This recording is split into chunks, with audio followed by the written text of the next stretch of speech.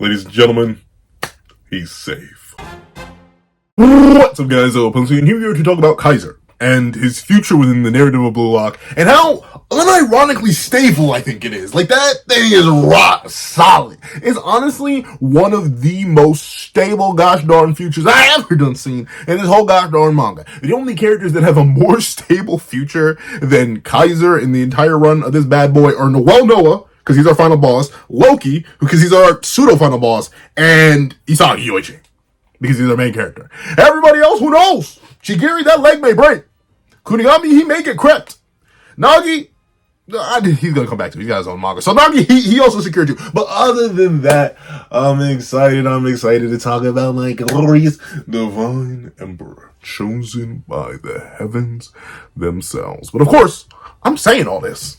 I'm really just yapping right now, though. So let me yap about why I believe this certain thing. What's up, guys? That guy with a pencil here. Fun fact, I moved into have it on me and keep it on me at all times. Then another fun fact: Michael Kaiser is quite the funny little fellow when you think about it, especially considering he's a character that was introduced at the end of the U20 match. Like, he had that one little panel, that one little silhouette. And if you had asked me all the way back then, take me back in time. Well, actually, to be fair, I wasn't exactly there. Like, I actually did meet Kaiser. Like, the moment I started reading Blue Lock was around when the first season of the anime is coming out, and thusly, I was kind of there when Kaiser was first birthed upon us. So, like, I did see early Kaiser. But if you took me back in time and then let me read Blue Lock at that time, I would have been like, okay, cool tattoo, Buckaroo, but I don't think I'm gonna like you all too much. Seemed kind of boring. Oh, sweet mother of mercy, Kaiser, he's become goated. Now, of course, there are all the different allegations. And notably, I don't even blame some people for the allegations, especially with PXG versus BM. Backstory mention, I like, legitimately, it is kind of, they beat me. The backstory munching allegations are not being beat. But hey, everything gets a little bit of backstory. Everything gets a little bit of backstory, but backstory munching is kind of a thing. But Kaiser has been a character who I've been loving throughout his entire run of the New Age League. All the way back from his initial show-off in Barcho, where he scored that amazing, beautiful Scrum Lamps' goal, and our glorious king, the hero king of Blue Lock, Isagi Yoichi, being like, he's surpassed my visions. In fact, no, he matches them perfectly. He's the ideal version of everything I want to be. And I was like, whoa. Wait a minute. Because notably, Kaiser filled a very unique role. While Rin was definitely a better version of Isagi in terms of, like, appearance and skills and ranking, he wasn't, like, actually the exact same as Isagi. He played with a much more different mindset. And that was even when base Rin was running around, aka the Rin who worked with the puppeteer style versus the Rin who works in the destroyer mode that we now see more frequently in the current manga.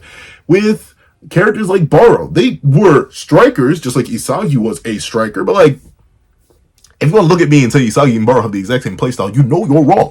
Bachira, Nagi, Reo, all the different kind of rivals or opponents or antagonists that Isagi had before. And notably, despite the Blue Lock manga running for quite a decent while, I'd say, we hadn't really gotten an exact mirror to Isagi just yet. We had people who reflected Isagi in their own unique ways, who were offshoots of Isagi. We had characters who even kind of looked like Isagi. But ultimately, Isagi never had that character that perfectly juxtaposed him, that was literally him but in another body, or him but better, in every single way, shape, and form. Heck, it never was even close in some cases. But then Kaiser came along, showed off in Barch. I was like, whoa, wait a minute. Why am I starting to see a vision? Then it got even better in Manshine, where, wait, Isagi Yoichi, he's evolving, he's leveling up, he's fighting back. He's actually engaging with Kaiser, and now Kaiser's engaging. Oh, wait, what's going on here? And then, of course, in Uber, wait, Isagi Yoichi as a strike. Wait, what is happening? He's going crazy. What's going on? Oh, my toes are curling. And then finally, you've had PXG versus BM where they're working together. Oh, it's cinema. It's straight cinema. But you may be wondering, okay, Pencil Man, what's all this about? Why does any of this guarantee Kaiser's longevity? If anything, it sounds like his story is over, right? Because notably, if you're me, or at least have been listening to me for a while and seen it, because I think I've been looking around, I haven't seen, like, the specific things I exactly said, but I've seen variations of it. But essentially, ever since Manshine, about middle towards the end of it, I noted, hey, I think Kaiser and Isagi are going to go down a 4-game arc of their development throughout the Neo Aegis League. I think first game is going to be Isagi on the field. Second game is Isagi being Kaiser as a playmaker. Third game is going to be Isagi being Kaiser as a striker, and then fourth game is going to be them finally working together after doing their own thing. Well, I didn't add the doing their own thing part. I just thought the last game was going to be them working together, and boom, we hit that point. Kaiser and Isagi working together. It's amazing. It's legendary. It's scrumptious. Isn't the story over? Because that's the thing. It's a big reason why it's actually kind of hard to write mirror characters. Characters who are literally the exact same as your main or major character, but, just in a different body and as an antagonist. Because once you do the whole, they're me but better, and then they're no longer me but better, but they're me but slightly different, they kind of fall off, right? Like, they kind of go away, they fumble the bag a little bit, or even worse, they just end up playing infinite second fiddle to their main character, or the major character that they're reflecting. So now that Kaiser has filled that role, and in fact has given up all individuality, has given up all means and metrics and consumption with himself to be the perfect player, to give up everything for the sake of victory over the geniuses, shouldn't Kaiser's whole role kind of be done? But, finished? Like, we shouldn't even expect anything from Bro anymore, because, it's over. It's done. We did it. We got the 4 games. It's cinema. But, of course, naturally, every cinema, just like every movie, ends. And let me tell you, I don't exactly think so. And there are a couple reasons why. Number one, Kaiser has allowed himself and put himself in the specific position to keep growing, keep developing, keep evolving, keep moving forward. Notably, this comes from his whole progression through regression that the whole Neo-Egotist League has been building around, where ultimately he becomes a better and stronger version of himself by regressing into his previous mentality back when he was younger, and end up giving into that. Characters like Rin experience this, characters like Chigiri experience this, Nagi, Reo, Isagi, just let the things go on. But essentially, with that being the case, Kaiser has hit a new 0 that he's turned into a new 1. Meaning he can still go 2, 3, 4, 5, 6, 7, 8, 9, 10, 11, 12. He can keep growing. Now that he's back to a new basis, who knows what he's going to do? Now that after this game, the Neo-Egotist League is over, and we're going to have to be waiting to see him maybe in the U20 World Cup arc, he could go back to his nation and possibly build bonds with Ness again, or anybody else, and start to really reacclimate and re-evolve as his own individual character, which is fantastic, meaning he has growth potential. Some characters in Blue Lock, they kinda don't, because they didn't really have that setup there. But Kaiser, thanks to him being part of the progression through regression narrative the new Egotist League has been building, obviously the other major side of it, dare I say, next to Isagi himself, he has the ability to grow off screen, and it makes absolute perfect logical sense. Number 2, he has not been power grabbed.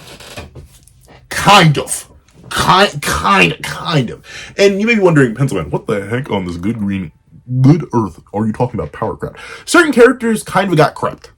Characters that used to be really, really strong kind of fell off. They're a little bit whack. They're a little bit ugly right now. Y'all remember Tokimitsu? A top tier. Like guy who finished, I believe, 2nd or 3rd fastest in second selection. Oh, he's beastly. He's monstrous. He's trash. He's building meat. He got crept. Characters who were once maybe sort of kind of relevant, not crept. Igaguri, okay, he was never relevant in the first place, but crept. Like, a lot of characters are kind of just, falling to the wayside. But Kaiser hasn't been crept just yet. Notably, I still say, I know the Isagi investors are going to be like, how dare you say that, Pencilman? But I think Isagi still hasn't really caught Kaiser as a player. I still think Kaiser has better physical stats. I think he still has a better direct weapon in the Kaiser Impact. I think Isagi's surpassed him in vision, but that's about it.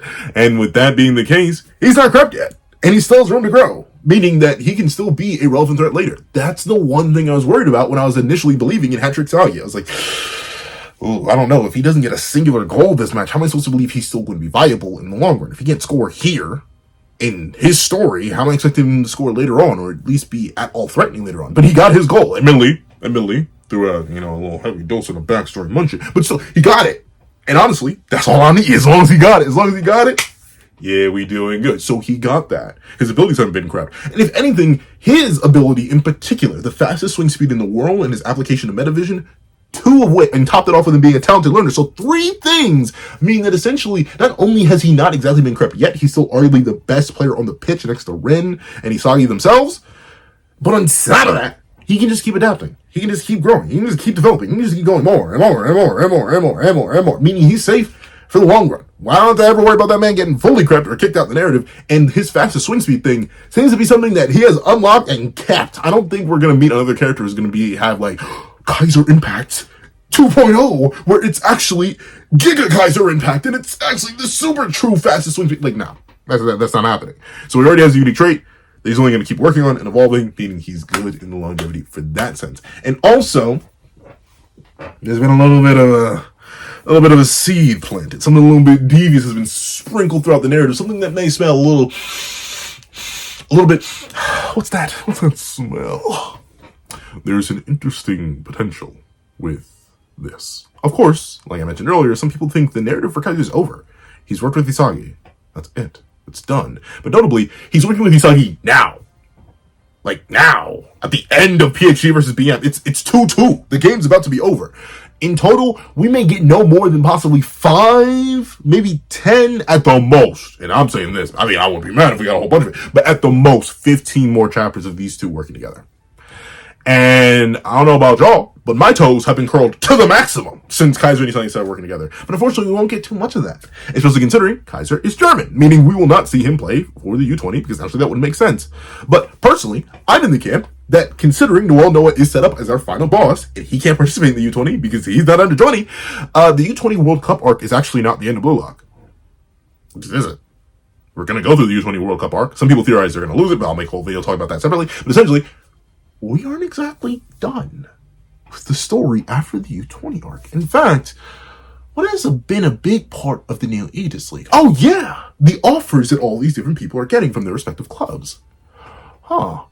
So Kaiser, he's been recruited to La Real. Oh, who else was? Oh, yes, say. Oh, yeah, I remember that. Let's start the narrative. And considering Isagi Yoichi has declared his, let's just say, not so much allegiance against the Wano, in fact, a direct rivalry to him. And it seems like Kaneshiro Sensei wouldn't set up such an amazing dynamic, such as Isagi and Kaiser, and hypothetically build a connection between Isagi and Kaiser so well to just throw it away after, what, 5-10 chapters? I wonder if maybe, since Isagi has declared violence against BM, they may not want him or not be willing to pay as much for him. But just like another team, such as La Real, was willing to pay for Isagi Yoichi, and the fact that the dynamic is really, really good, and the fact that it's up in the air, Isagi could get his final bid, especially if he either wins or loses, or does good in the World Cup U20, he could end up on La Real. Or I forget, is it La Real or Real Madrid? I know Real Madrid is like a real team, but like I forget, I think it's like La Real. But essentially, I'm sensing, and of course, I'm calling this way too soon. Once again, we had the entire U20 World Cup arc, which at least if it goes at a similar or even half the pace of the Neo Aegis League games, is likely going to be at least 5 years long. So I'm super far shooting here for Kaiser and his longevity. And that's just assuming he doesn't appear in the U20 World Cup to be like beaten or fought again, which is entirely likely. I do think we're going to see that too. But essentially, there is even a future for Isagi and Kaiser specifically working together if they get drafted to the same club team later on in the narrative. And of course, like I just mentioned, there is the idea that Kaiser will appear. He's almost digidestined to appear in the U20 World Cup arc as an antagonist again. And he hasn't been cracked. And he'll be able to keep evolving. And he'll keep evolving endlessly thanks to his nature as a talented learner. And I feel like he's only just getting started because of the whole arc of progression through regression. So you see why I think Kaiser's safe? He has everything. Like literally, there's not a single thing in his narrative that I'm like, oh no, we may never see this character again.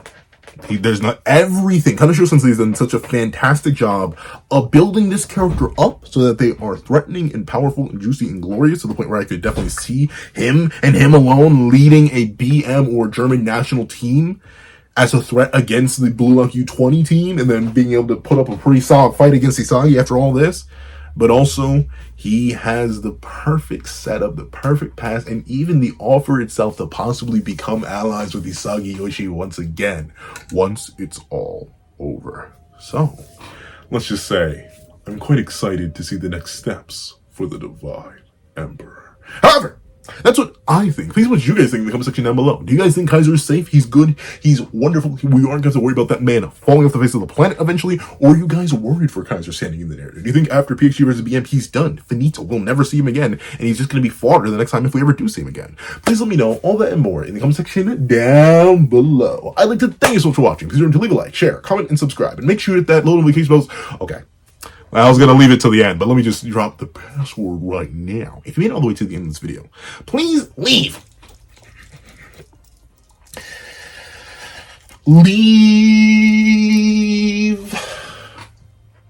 Emperor Reborn. I think I haven't done that one before though. I want to say Emperor Reborn, but I feel like I've done that one before.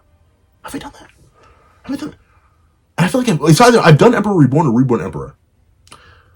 Leave Remper. No, not Remper. That's not a word. Ah, what's a word? What's a word? Leave True Royalty. I don't think I've done that one before. Leave True Royalty. I gotta start thinking these passwords before the video. True Royalty in the comment section down below. Now, I do thank you so much for watching. Please remember to leave a like, share, comment, and subscribe. Make sure you hit that little notification bell so you don't miss out on any videos that come to the channel. Also, I do happen to have a Patreon down below where you use more me for as low as $1 a month. You get things like exclusive videos, early content, and more. You can also now become a member of the channel for as low as $3 a month to get the same perks and more. So those perks will include the live reactions to every other series I happen to review, and reactions of all my videos. And if you become a $25 patron or a $25 member, you can order whatever video you want. Also, you have a link to my Ko-Fi in the description down below, where you can drop 5 beans for a short video, 25 beans for a long video, or any beans at all. Any support is always greatly appreciated. Now, I'd like to thank you so much for watching. I'd like to thank you guys so much for watching once again, and I hope you guys have a wonderful day. This is that guy with the pencil, writing off.